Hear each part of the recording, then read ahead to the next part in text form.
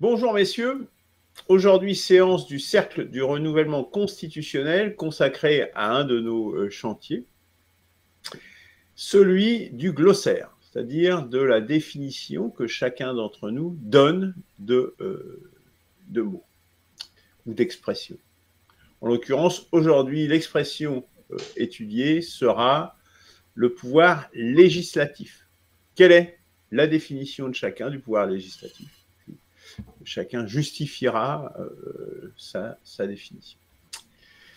Donc, je vais afficher en parallèle, je dirais, la définition de chacun et je propose que l'un d'entre vous commence à commenter la définition, sa définition.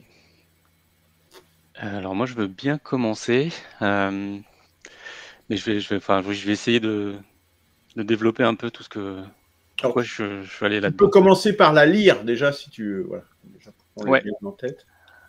Alors, le pouvoir législatif doit étudier, rédiger et promulguer les lois les plus adéquates possibles à la pérennité du peuple.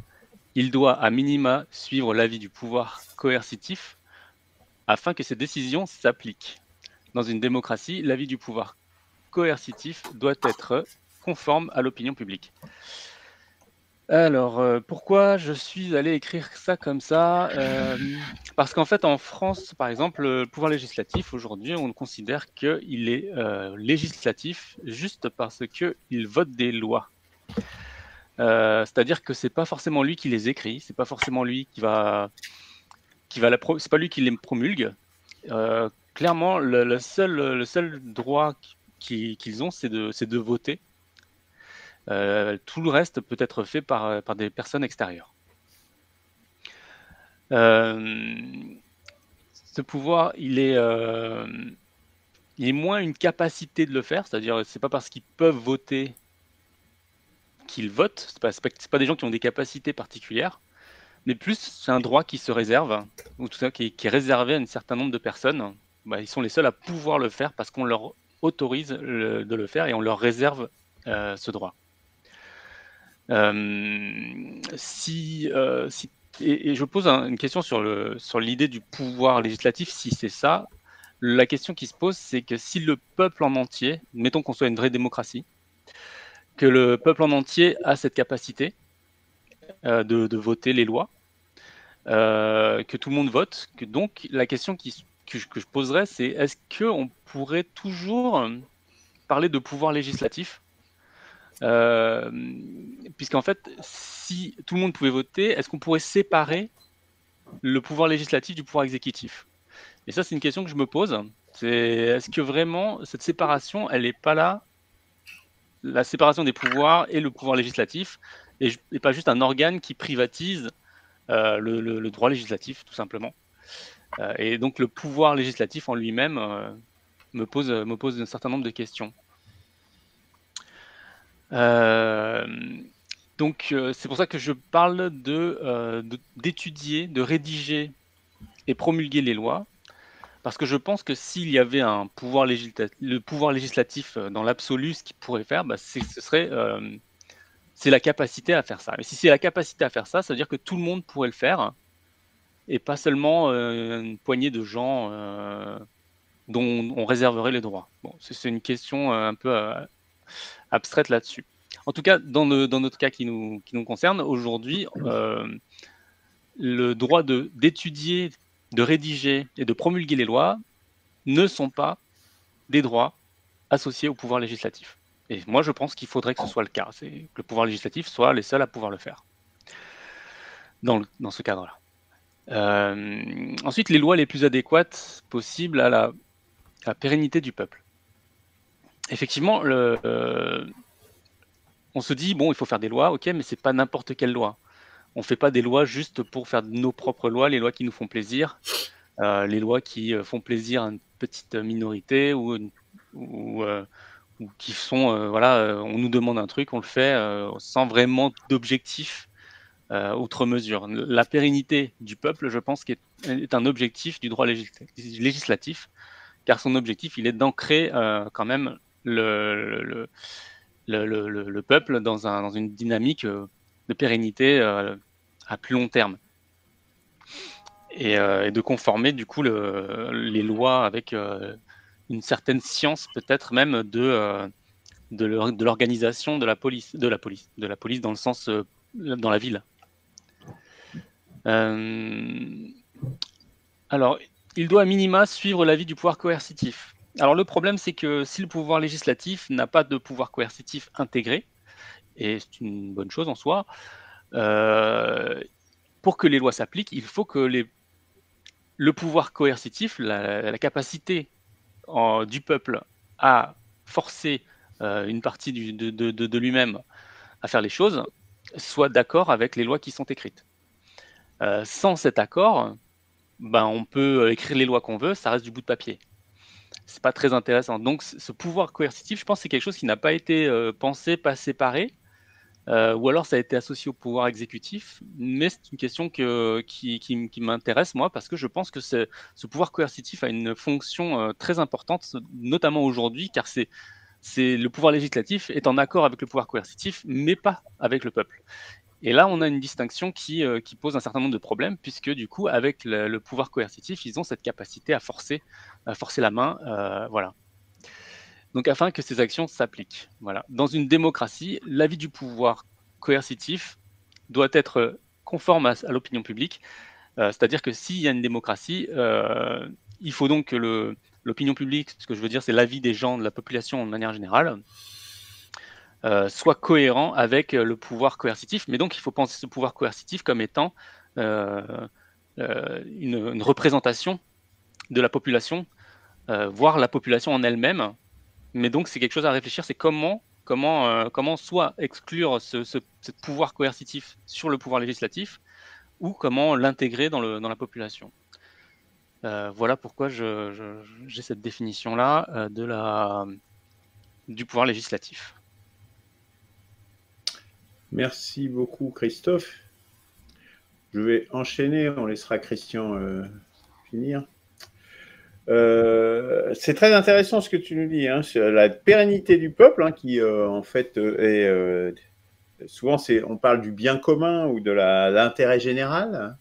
Donc moi, ça m'a intéressé cette histoire de pérennité du peuple, c'est un peu différent, hein, même si ça se rejoint. Puis effectivement, la question du pouvoir coercitif est tout à fait importante, fondamentale. On l'a adressé hein, dans la Constitution qu'on a fait. On a particulièrement été vigilant à cela, justement, au travers des entités de contrôle, notamment ce qu'on appelle la Chambre des forces, pas la Chambre des forces productives, justement, la Chambre constitutionnelle. J'en viens à ma définition. Une définition plus générale, je dirais, plus théorique du pouvoir législatif. Donc, qui est pour moi juste la capacité d'une entité sociale à établir et faire appliquer une règle de la vie sociale à une échelle donnée. Donc, je vais expliquer un petit peu ce que j'entends. Voilà, la capacité d'une entité sociale. Bon, effectivement, on peut en parler au niveau politique, c'est ce qui vient. Mais si on prend le cadre d'une entreprise, par exemple, l'entité sociale, ce sera l'entreprise. Puis les règles de la vie sociale à l'intérieur de l'entreprise, ça sera le règlement intérieur. C'est de même ordre d'idées que le législatif, en définitive. Mais c'est un pouvoir législatif, je dirais, limité à une entité sociale plus petite. Au niveau international, on a un peu la même idée. L'entité sociale, ça serait par exemple l'ONU, hein, et qui ferait appliquer les règles du droit international à la vie sociale entre les nations. C'est pour ça que j'ai pris cette définition, je dirais, qui s'adapte à une échelle donnée, en définitive. Donc, premièrement, établir la règle et être en mesure de la faire appliquer. Sinon, ça rejoint ce que tu as plus détaillé, notamment sur la promulgation et le pouvoir coercitif, évidemment, pour que le pouvoir soit réel. D'ailleurs, ça fait écho aux émissions qu'on avait faites tout au début du CRC sur la notion de pouvoir, tout à fait, que j'invite les auditeurs à regarder. Voilà, ce sera tout pour moi. Christian. Oui, merci. Alors, bon, je ne vais pas réagir à vos deux définitions. Euh, ça, on le fera après, si vous le voulez bien, si on a le temps, parce que j'ai tellement de choses à dire que ça prendrait le pas sur ce que j'ai prévu de développer autour de cette définition du pouvoir législatif. Donc, je rappelle ma définition. Hein, c'est la suivante. Le pouvoir législatif, alors c'est légèrement différent de ce qui est écrit parce que j'ai pas de, T'as peaufiné. ouais, non, c'est plutôt pas le bon texte que je vous ai donné, mais enfin, Ah, c'est très proche. Le pouvoir, oui, c'est bon, c'est une question, disons, de syntaxe, bref. Le pouvoir législatif est celui d'édicter la loi, c'est-à-dire toute règle qui s'impose à la collectivité par la coercition. En conséquence, sont réunies sous la même rubrique, la loi, toutes les règles coercitives, qu'elles soient actuellement dénommées loi, décret, arrêté, règlement, directive, ordonnance, circulaire, etc. Bon, je ne vais pas citer tous les textes qui ont valeur coercitive. Donc, je vais développer cette affaire de pouvoir législatif et je commencerai, comme j'ai l'habitude de le faire, pour les termes que nous étudions. Je regarde d'abord ce qu'il y a dans le dictionnaire. Un dictionnaire Larousse dit pouvoir législatif, capacité de faire la loi, organe constitutionnellement chargé de cette fonction. Alors bon, il n'y a rien à redire, cette définition qui est laconique, pour une fois. Rien à redire, mais bon, il faut constater qu'elle botte en touche en déportant la définition du pouvoir législatif sur la définition de la loi. Bon. Et donc on va aller regarder ce que le Larousse dit à propos de la loi, et c'est là que ça se gâte, parce que le Larousse définit la loi comme prescription établie par l'autorité souveraine de l'État, applicable à tous et définissant les droits et devoirs de chacun. Ce qui est, de mon point de vue, largement inexact pour ne pas dire plus. Alors, examinons un par un les termes employés par le dictionnaire de référence Larousse. La loi est une prescription. Qu'est-ce qu'une prescription? Alors, on va aller chercher dans le Larousse la définition de prescription. C'est un ordre formel et détaillé énumérant ce qu'il faut faire. Donc, selon le Dico, émissaire de la pensée dominante, la loi serait un ordre formel et détaillé énumérant ce qu'il faut faire. Alors, cette affirmation, de mon point de vue, est largement inexacte puisqu'elle ne fait référence qu'aux lois de contrainte, qui sont une minorité par rapport à l'immense majorité des lois qui sont des lois d'interdiction. On a deux types de lois, c'est des lois d'interdiction, c'est-à-dire vous n'avez pas le droit de faire ça, et puis une autre catégorie de lois qui sont les lois de contrainte, vous êtes obligé de faire cela. La loi, bien évidemment, quand on regarde numériquement les deux catégories, la catégorie des lois d'interdiction est beaucoup plus importante que la catégorie des lois de contrainte. Ce qui est, dit en passant, plutôt rassurant sur le plan du respect de la liberté individuelle, malgré le fait inquiétant que l'oligocratie au pouvoir actuellement présente une fâcheuse tendance à multiplier les lois de l'obligation. Bon, mais ça, c'est un autre débat, c'est-à-dire la propension aux lois d'obligation à devenir de plus en plus importantes par rapport, plus en plus numériquement importantes par rapport aux lois d'interdiction. Alors, Larousse nous dit ensuite que la loi est établie par l'autorité souveraine de l'État. La loi est établie par l'autorité souveraine de l'État. C'est faux, puisque selon l'article 3 de la Constitution, la souveraineté appartient au peuple qui l'exerce par ses représentants. Or, la grande majorité des lois ne sont pas établies par les représentants élus du peuple, mais par des fonctionnaires nommés. Alors, je m'explique. Les représentants de l'État, c'est les représentants élus, c'est l'Assemblée nationale. L'Assemblée nationale, elle ne produit à peu près que 10% des 140 000 règles coercitives qui sont contenues dans les 74 codes juridiques. Tout ce qui n'est pas loi, ça s'appelle décret, règlement, directive, ordonnance, circulaire, et c'est créé par l'exécutif ou des agents d'exécutif, préfets, etc. Donc c'est faux. Larousse nous dit ensuite que la loi définit les droits et devoirs de chacun. C'est faux également, puisque la loi n'établit aucun droit. Je répète, une loi n'établit aucun droit. Une loi ne fixe que des devoirs, soit en termes d'interdiction, vous devez ne pas faire cela, soit en termes de contrainte, vous devez absolument faire cela. La confusion, d'où elle vient? Elle vient de ce que la rédaction des textes constitutionnels et législatifs, oligocratiques, on l'a assez démontré ici, utilise le stratagème bien connu depuis les premières constitutions, notamment celle de 1848, déjà dénoncée en son temps par Marx lui-même, comme la fameuse vieille plaisanterie qui consiste à énoncer un droit naturel, un droit qui coule de source en première partie de phrase, pour le faire suivre immédiatement d'une restriction en seconde partie de phrase. Alors, exemple caricatural imaginaire, et puis ensuite exemple réel. Alors, l'exemple caricatural de ce stratagème, c'est « Tout citoyen a le droit d'exister, sauf dans des cas particuliers qui seront déterminés par une loi établie de façon discrétionnaire par un groupe restreint de personnes, émissaires des puissances économico-financières. » Voilà, bon, ça c'est pour nous détendre un peu, hein, faire un petit peu d'humour. L'exemple réel, par contre, c'est l'article 10 de la DDHC. Tout citoyen peut parler, écrire, imprimer librement, sauf à répondre de l'abus de cette liberté dans les cas déterminés par la loi. No comment.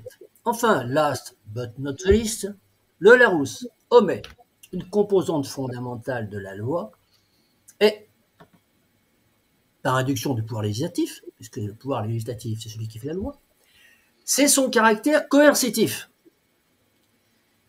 sans lequel une loi n'est tout simplement pas une loi. On appelle ça un neutron législatif. Mais, précisément, justement, une simple prescription, ce que le Larousse, lui, appelle loi,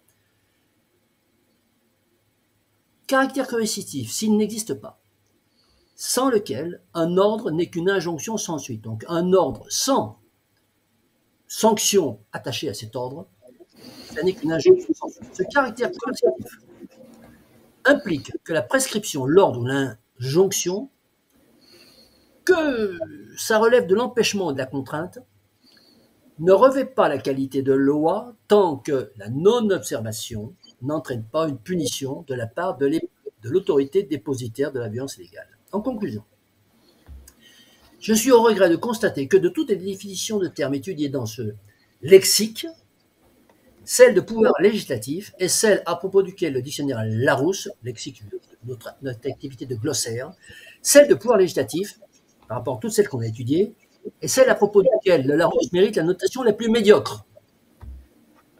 Je ne serais même pas loin de penser que le Larousse, que je vais appeler un studieux élève du système démocratique, c'est littéralement contrefiché. Là, il y a un bruit terrible dans les... Il y a un bruit terrible là, chez Luc. Là. Ah bon? Ah oui, oui. Il y a un bruit terrible chez Luc. Voilà, le bruit s'est arrêté. Donc. C'est parce que je me suis levé. Oui, d'accord. Alors, je disais que le Larousse... On va aller chercher un livre.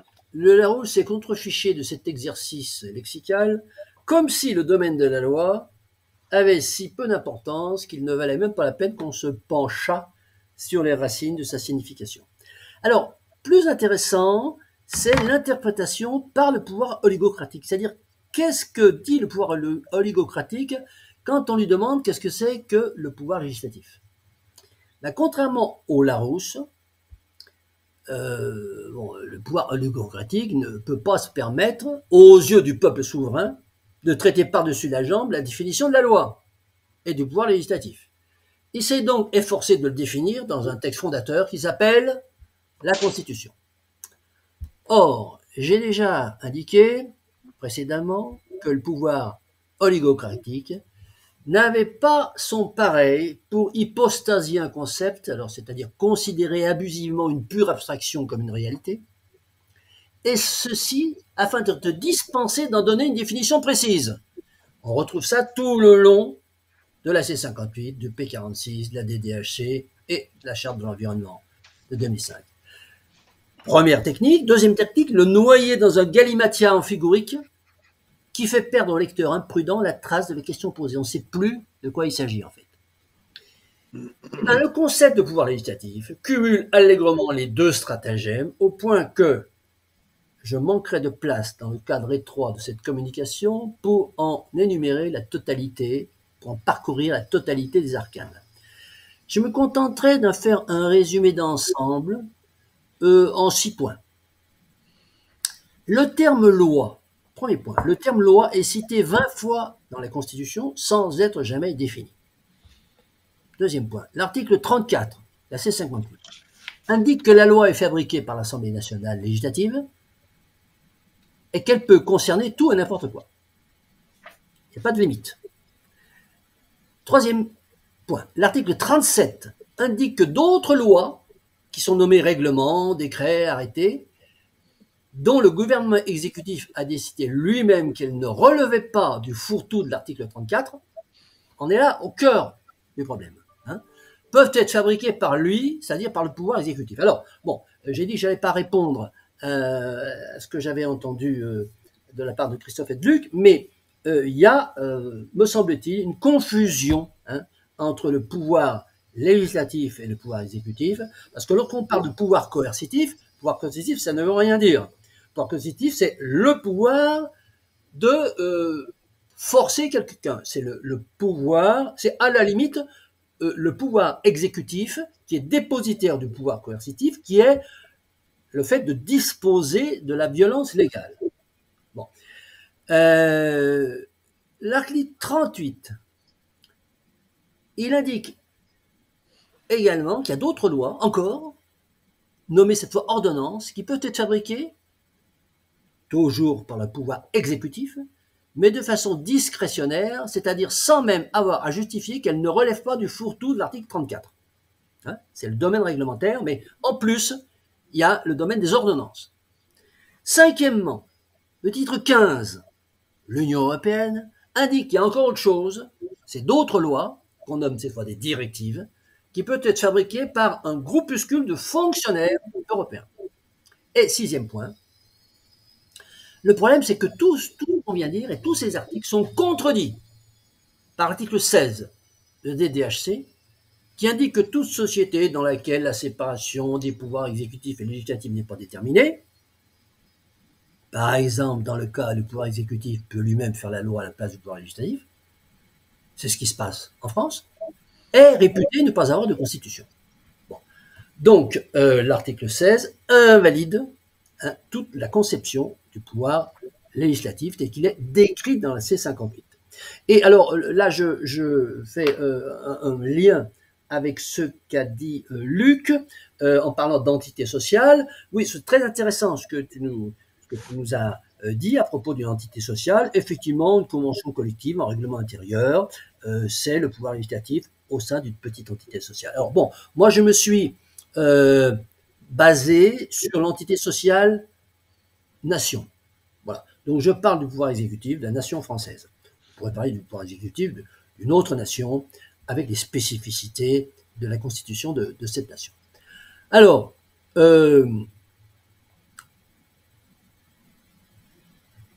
c'est pourquoi j'ai donné au pouvoir législatif, j'ai pensé qu'il fallait donner au pouvoir législatif une définition de type principiel qui, à défaut de constituer une impossible vérité sociétale, elle va s'appuyer sur des critères de logique et de clarté. Parce que il ne me paraît pas acceptable qu'une notion aussi importante et fondamentale que celle de loi soit empreinte d'autant de confusion et d'incompréhension dans l'esprit commun. On le voit bien, puisque lorsqu'on se demande à différents interlocuteurs de définir le pouvoir législatif, ils nous donnent tous des définitions aussi diverses et tout aussi intéressantes et passionnantes les unes que les autres. Par exemple, vous deux ou moi, on donne une définition, mais on est obligé d'inventer quelque chose parce qu'on n'a rien qui nous définisse ce que c'est que le pouvoir législatif. C'est quand même un monde. Voilà. Donc, ce qui fait qu'on assiste à un amalgame régulièrement constaté, tant dans le discours populaire que le discours médiatique, entre loi, décision administrative, c'est-à-dire entre ce qui relève du pouvoir législatif et ce qui relève du pouvoir exécutif. Et ça constitue, à mon sens, le stigmate le plus courant de cette défectuosité. Voilà. Alors après, une fois que j'ai énoncé ma définition du pouvoir législatif, je suis conscient qu'il reste un débat derrière qui est presque plus important, et certainement plus important que le débat sémantique qui nous a occupés, c'est qui doit exercer le pouvoir législatif et comment doit-il l'exercer. Bon, donc j'ouvre sur un autre débat, mais qui n'est pas celui de la sémantique d'aujourd'hui, mais qui peut-être a été abordé, je dirais, par Christophe, qui a parlé de faire de bonnes lois. Alors, on est justement dans une, je dirais, opposition frontale, hein, lorsque je donne la définition et que j'entends celle de Christophe, et savoir que je considère que la définition du pouvoir législatif, c'est pas de faire de bonnes lois, de mauvaises lois. Peu importe que le pouvoir fasse de bonnes lois ou de mauvaises lois, c'est un autre débat. Il s'agit de savoir qu'est-ce que c'est que le pouvoir législatif, comment il fonctionne, qui a la main sur le pouvoir législatif, et pas de savoir s'il fait de bonnes ou de mauvaises lois. Ça, c'est un autre débat qui me paraît pas être un débat juridique. Je vous remercie. Alors, si vous le permettez, je suis allé chercher ça, c'est pour ça que tu as entendu, hein, le lexique du droit constitutionnel qu'on avait regardé tout au début du CRC également. Juste par rapport à ce que tu viens de dire, sans doute Christophe rebondira là-dessus, enlever l'objectif de la loi, ça me semble quand même un petit peu osé. Hein. C'est-à-dire, ça peut être n'importe quel type de loi, bonne, mauvaise, etc. Enlever l'objectif, ça me semble, à une entité a une mission, un objectif, lui enlever, lui dire, bon, bah, peu importe, ça me gêne, je dirais. Bon, c'est pas pour autant que je l'ai fait, hein, je ne l'ai pas mis dans ma définition, hein, l'objectif. Alors, il définit ici le pouvoir législatif, hein, donc, dans cet ouvrage, désigne traditionnellement le Parlement qui vote la loi, bien que cette appellation ne rende pas compte de son pouvoir politique. Il contrôle également le gouvernement responsable devant lui. Au regard des opérations qui caractérisent les assemblées, le terme de pouvoir délibérant, selon Maurice Horiou, est plus approprié. Voilà, pouvoir délibérant. Effectivement, c'est assez intéressant. Et un peu au-dessus, il parle du pouvoir exécutif qui, au sens strict, le pouvoir exécutif est celui qui assure l'exécution des lois. Alors, par rapport à ça, je dirais, et sur la question du pouvoir coercitif, je pense que c'est important de distinguer, justement, parce que on dit, et avec ta définition, Christian, restrictive de la loi que sur les lois coercitives, on a déjà eu ce débat par ailleurs. Il y a tout un tas d'autres lois, et notamment les lois budgétaires, qui sont extrêmement importantes. Non, mais parce qu'avec ta définition de la loi, la réalité n'est pas celle-là. C'est pas des lois. Nulle part. Oui, non, mais selon ta définition, c'est pas des lois, sauf que la politique, c'est quand même le but, c'est quand même de savoir gérer, justement, quand on enlève justement l'objectif. De loi de finances, c'est pas une loi. Tu te retrouves dans un vide, si tu veux, sauf que la réalité n'est pas celle-là. La réalité de la politique, c'est quand même de faire de la politique, justement, et donc de savoir où on va mettre l'argent. Fais du droit, on ne fait pas de la politique. C'est le numéro 1. Et donc ça, ça fait aussi partie des lois. Bon, on a déjà eu ce débat, effectivement, mais tu te retrouves avec un vide, avec ta définition extrêmement restreinte. Et donc, du coup, l'exécution de la loi, c'est important. Quand on dit le pouvoir exécutif doit exécuter, moi, à mon avis, il doit exécuter en premier lieu cette question des lois budgétaires et ce genre de choses. D'accord ? Les lois qui vont donner l'orientation à la société. Mais les lois, le pouvoir coercitif, lui, par contre, de dire il y a des lois, je dirais, qui sont beaucoup plus pérennes, quelque part, hein, qui sont vraiment des règles coercitives. Rien ne dit que ça doit être sous la coupe de l'exécutif, justement. En faisant pas cette distinction, en distinguant bien le pouvoir coercitif du pouvoir exécutif qui va exécuter justement des choses comme le budget, et on voit bien que là, ça devient intéressant. parce que du coup, on peut séparer ces deux pouvoirs. Chez nous, c'est exactement ce qu'on a fait. Hein. C'est-à-dire que le gouvernement a ses pouvoirs d'exécution des lois, des lois de finances et de ce genre de choses, mais il a aussi les lois, je dirais, simples et ordinaires, hein, tu ne gardes pas là, des choses comme ça, mais la plus grande force du pouvoir coercitif est au niveau de la Chambre constitutionnelle, de la Chambre de contrôle, qui va promulguer les lois, dire celle-là, elle est conforme à la Constitution, elle n'est pas conforme à la Constitution, cette loi.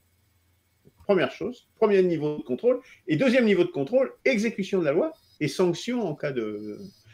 Et en distinguant ces éléments, eh bien, du coup, on s'aperçoit que, effectivement, ça ne correspond pas à la réalité de la société bourgeoise, capitaliste qu'on a aujourd'hui.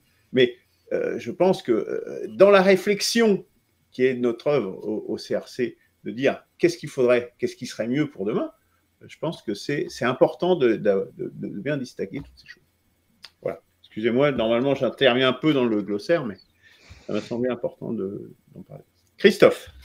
Oui, alors moi je voulais rebondir sur le qui c'est qui le fait, et puis sur l'existence, enfin vraiment, pour moi il y a une matrice qui est alors j'ai parlé de ce pouvoir coercitif, parce que pour moi, mine de rien, quoi qu'on le veuille ou non, en fait c'est ça le truc, c'est qu'on le veuille ou non, le peuple il va s'organiser sur deux niveaux.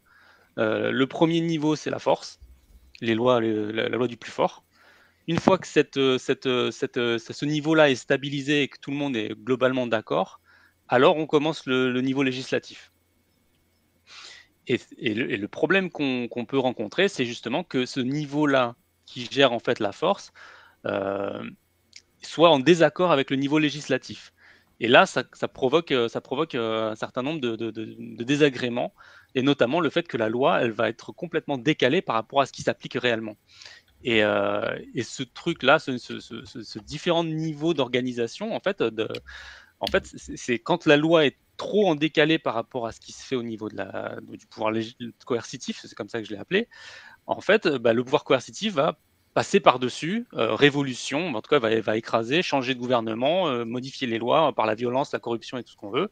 Et moi, je pense que ce niveau-là, c'est pas un niveau qui aujourd'hui qui est considéré comme organisé, ou en tout cas qui n'est pas considéré comme étant existant. C'est quelque chose qui est absent de notre optique. On considère que ça n'existe pas. Et je pense que c'est un mal de ne pas le penser, de l'impenser, ce niveau, cette espèce de différence entre le niveau de la force et le niveau législatif, le niveau de la loi. Il y a vraiment pour moi une distinction. Et c'est pour ça que moi, quand je dis qui c'est qui doit le faire, eh ben, celui qui doit le faire, mine de rien, c'est celui qui est en dessous, c'est la force qui doit pousser pour que les lois soient conformes à celles qui sont là. Et si on perd cette force, c'est un petit groupe. En tout cas, c'est ceux qui posséderont cette force par l'argent, par la force brute en elle-même, par le droit comment dire ça, par son son droit de propriété sur les choses, qui va imposer en tout cas son optique, et par une force. Et ce pouvoir de coercition, mine de rien, comme il n'est pas institutionnalisé, aujourd'hui, on voit les lois s'écrire, on a l'impression que c'est fait pour nous alors que c'est fait pour d'autres. Enfin, il y a tout un décalage qui se fait quand le pouvoir législatif se sépare du pouvoir coercitif. Ou en tout cas, j'ai l'impression, en tout cas pour moi, que le pouvoir législatif est toujours au service du pouvoir coercitif. Et la question qui se pose, c'est quelle est la taille de ce pouvoir coercitif et de quoi il est composé. Voilà. Christian. Alors, je ne peux pas laisser dire par Christophe, enfin, j'ai bien entendu, je vais se dire, c'est façon de parler. Le pouvoir législatif doit suivre l'avis du pouvoir coercitif. Alors, bon, je ne peux pas laisser dire ça, mais au fur et à mesure que j'entends parler Christophe, je pense qu'il emploie le pouvoir coercitif pas dans le bon sens. Je m'explique. Non, 3 fois non, le pouvoir législatif, c'est-à-dire l'Assemblée qui va voter les lois, ne doit pas suivre l'avis du pouvoir coercitif, c'est-à-dire du pouvoir exécutif. Le pouvoir exécutif, il est là, je dirais, alors pour moi, le pouvoir législatif prime sur l'exécutif, L'exécutif est là pour exécuter. Alors, tiens, même dans, on va pas débattre de la loi de finances, on en a suffisamment parlé, mais même dans le cas de la loi de finances, c'est l'Assemblée qui dit, voilà, je répartis 50 milliards là, 40 milliards là, et le pouvoir exécutif enregistre. Bon. Donc, le pouvoir exécutif, il est à la botte du pouvoir législatif.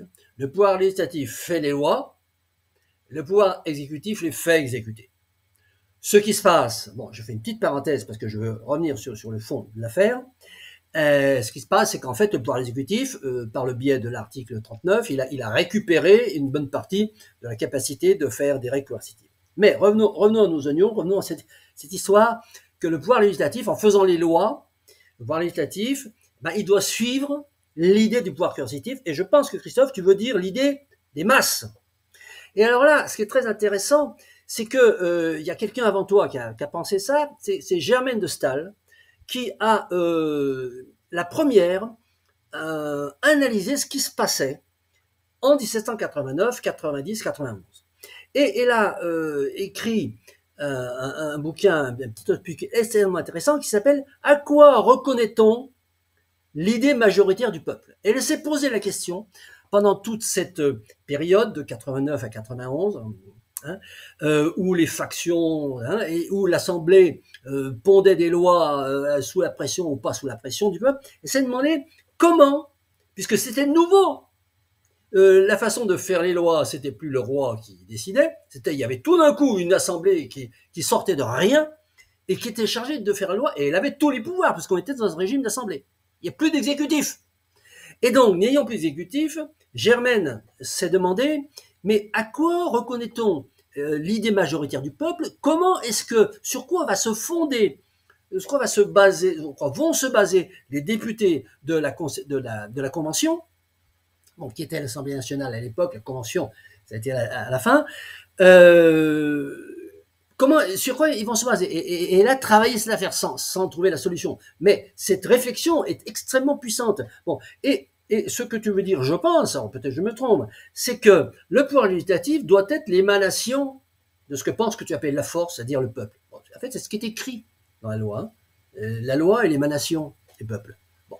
Mais alors, en disant, c'est l'émanation du pouvoir exécutif, alors là, je veux dire, tu vas t'attirer des foudres, d'abord de moi, hein, ça veut dire qu'on est dans un régime presque monarchique, hein, et qu'on a un exécutif qui s'appelle Louis XVI ou qui s'appelle Macron, c'est pareil, hein, et que la loi va falloir qu'elle suive l'avis de Macron. Ah non, merci, non, bon, voilà. Alors, je pense que c'est intéressant si on dit pas pouvoir coercitif, mais alors, le pouvoir coercitif, le mot coercitif, faut le réserver à autre chose. Cette force, voilà, le mot force, c'est intéressant, cette force qui vient du peuple, il faut que se traduise en loi. Et là, tu vas dire, ce sera forcément des bonnes lois. Oui, mais bon, juridiquement, je pense qu'on ne peut pas le dire comme ça. Il faut le dire, il faut que ça vienne du peuple. Mais la raison, on ne va pas dire parce que ça va faire des bonnes lois. On dit, il faut que ça vienne du peuple parce que c'est ça la démocratie. Voilà. Juste, bon, je fais vraiment une différence entre le pouvoir exécutif et le pouvoir coercitif. Pour moi, le pouvoir coercitif, il est parfois non visible. Il est invisible puisqu'il n'est pas pensé aujourd'hui. Donc vraiment, je le différencie et je considère que oui, ce serait mieux que ce soit tout le peuple, mais je pense que c'est pas tout le peuple et qu'on a souvent une petite frange de la population qui contrôle tout ce qui est coercitif. Et c'est ceux-là qui sont... Bon, voilà, c'est pas... Mais sinon, je comprends. Ouais. C'était très intéressant. Je vais vous laisser. Bon, de toute façon, je pense qu'on va en rester là. On a fait le tour, je pense. Merci beaucoup, messieurs. Merci beaucoup. À la semaine prochaine. Donc, la semaine prochaine, nous continuons à C58 puisque l'exposé sur les transgressions, je n'ai pas le temps de le faire pour la semaine prochaine. Ça marche. Allez, bye bye.